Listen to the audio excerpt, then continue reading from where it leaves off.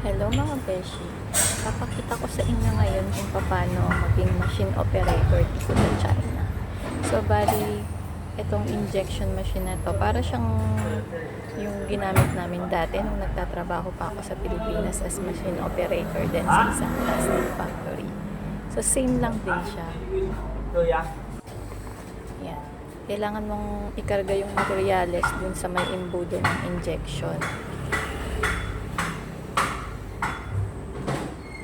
Doon nga sa factory pinasukan namin, mas mataas pa yung hagdanan na inaakyat namin. Tapos isang sakong materyales na ganyan yung bubuhatin mo paakyat.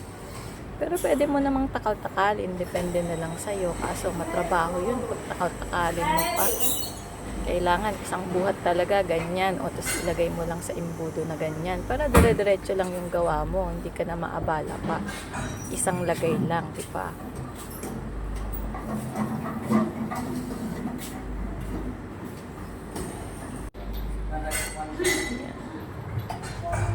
Maglalagay na siya ng parang bakal din sa molde, tapos binabalutan kasi yun ng plastic yung ginagawa niyang item.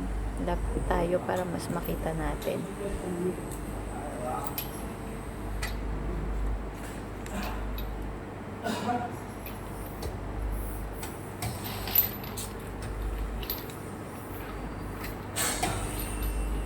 Diba, hayahayang mga machine operator dito, nakaupo na, tapos petiks pa yung gawa.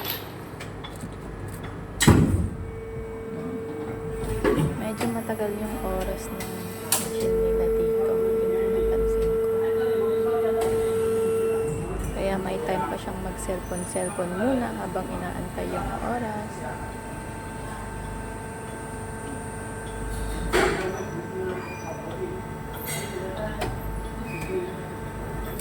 Tapos yung iba naman dun sa kabila, nagkukwentuhan sila, ganyan.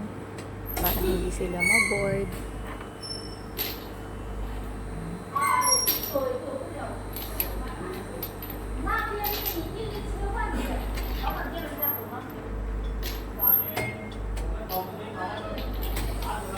Parang bigla ko tuloy na-miss yung trabaho ni Tati. Yan, okay na siya kung saan mag-open yung molde. Yung kanyang machine ay manual. Kasi ikaw yung mag-open, magsasara. Yan na siya, yan na yung item. Pagkatapos, ito yung mga string. So, ayun, shout out pala dun sa mga katrabaho ko dati sa factory. Lalong-lalo na yung aking mga family kamote. At lalong-lalo ng aking mga paboritong mga anakis. Kamusta na kayo? May mga anakis na rin ba kayo ngayon? Sa susunod, gagawin ko naman yung video kung paano mag-assemble ng molde para makita ninyo. So, yun lang muna. Bye-bye!